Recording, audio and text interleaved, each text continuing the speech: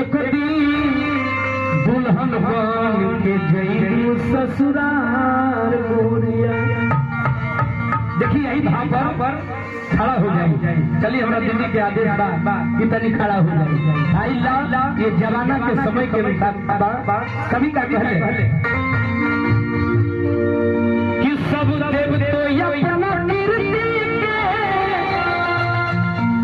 अरे बखान कइलन।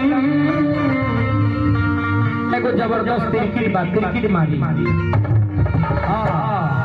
कि सब देव तो अपना कीर्ति के अरे बखान कइलन।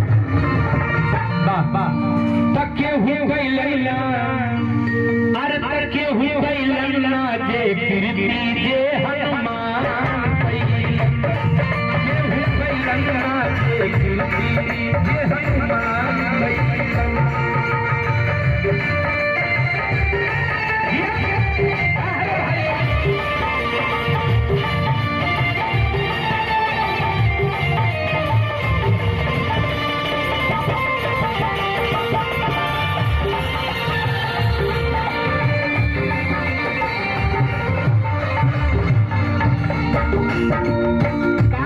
हनुमान जी कही बालेपन रवि मुख में लिहलम जग में भेल अंधेरा हो जग में भेल अंधेरा।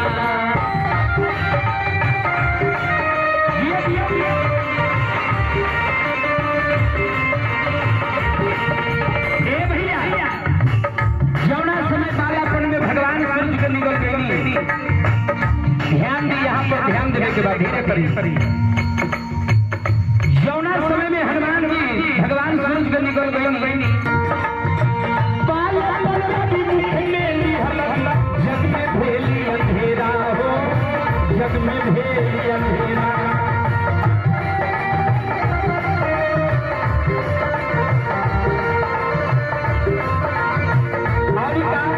नाम भैया विकास बाबू। चलिए हमारा विकास भैया के तरफ से भजन प्रसन्न होकर 200 रुपया के पुरस्कार सारे परिवार के भगवान कृपा बनाकर रखे। बोल दी राजा रामचंद्र भगवान की।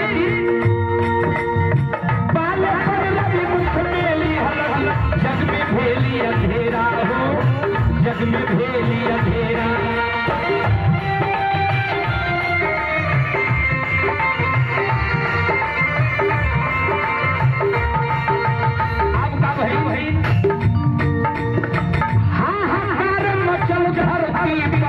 कैसे हो तू सवेरा हो कैसे हो तू सवेरा।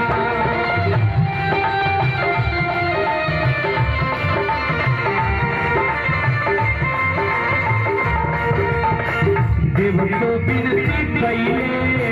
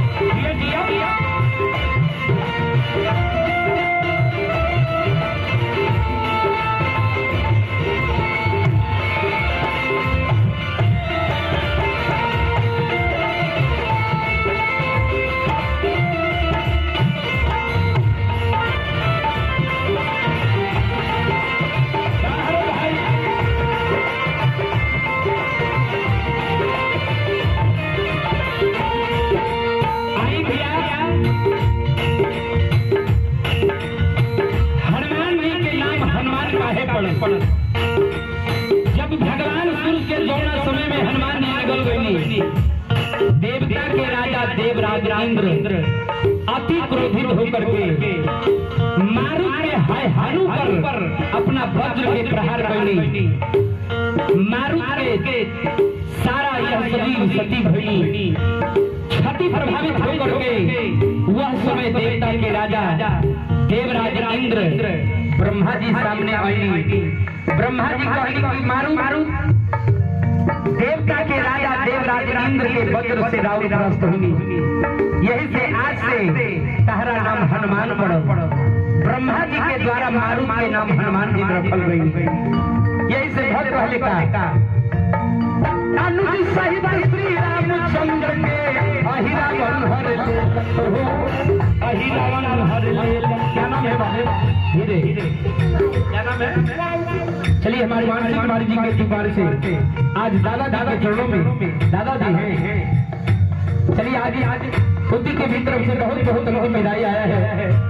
आशीर्वाद है समाज की ओर से कि बच्चे पढ़ लिख करके अपने दादा का नाम, समाज का नाम, देश का नाम रोशन करे। बोलिए भारत माता की।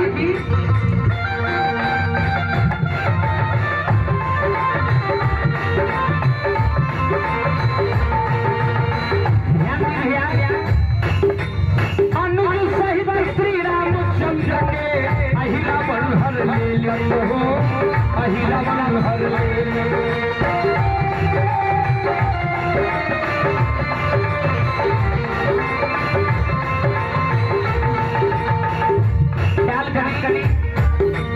अनुज सहित श्री रामचंद्र के अहिरावण हर ले।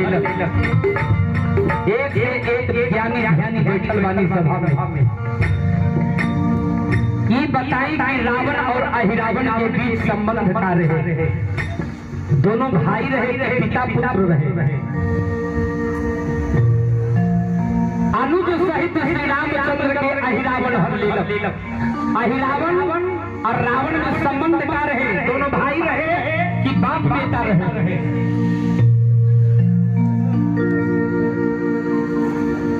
रामचरितमानस में लिखल बा अहिरावण जे रहे रावण के पुत्र रहे, लेकिन शुक्राचार्य बतैनी कि यदि लंका में एक पल भी रह गई है बालक, लंका के विध्वंस होवे थे, क्षति हो गई है, विध्वंस सभा से बंद हो गई है रावण। यही से यह लंका से यदि बचाना है तो इस बच्चा के जितना जल्द हो सके लंका से बाहर निकल जाए।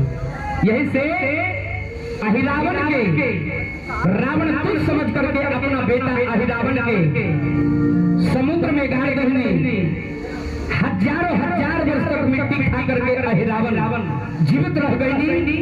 आज अहिरावण